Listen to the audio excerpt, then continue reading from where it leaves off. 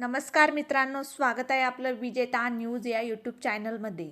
आजची बातमी अतिशय धक्कादायक आणि हृदय हेलवणारी आहे।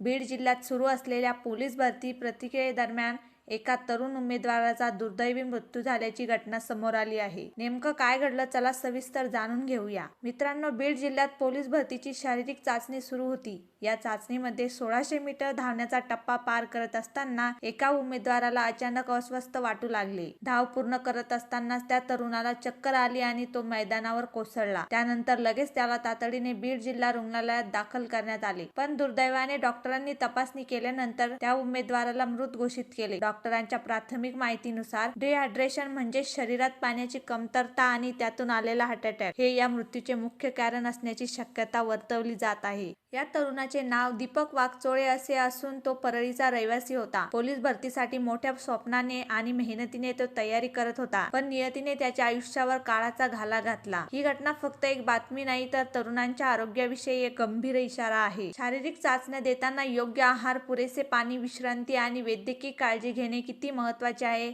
याची जाणीव ही घटना करून देते। पोलीस भरती, सैन्य भरती किंवा कोणत्याही शारीरिक चाचणीला जाताना भरपूर पाणी प्या, उन्हात अतिश्रम टाळा, शरीराकडे दुर्लक्ष करू नका। चक्कर, थकवा जाणवला तर लगेच मदत घ्या, कारण स्वप्न महत्त्वाचे असतात, पण त्यातून महत्त्वाचं असतं आपलं जीवन। मित्रांनो, या दुर्दैवी घटनेत दीपक वाघचोळे यांना भावपूर्ण श्रद्धांजली। अशा घटना पुन्हा घडू नयेत यासाठी सर्वांनी काळजी घेणे गरजेचं आहे। ही माहिती तुम्हाला महत्त्वाची वाटली असेल तर व्हिडिओला लाईक करा, चॅनलला सबस्क्राईब करा आणि अशाच महत्त्वाच्या बातम्यांसाठी आमच्या सोबत जोडलेले राहा। भेटूया अशाच एका नवीन व्हिडिओमध्ये, तोपर्यंत धन्यवाद।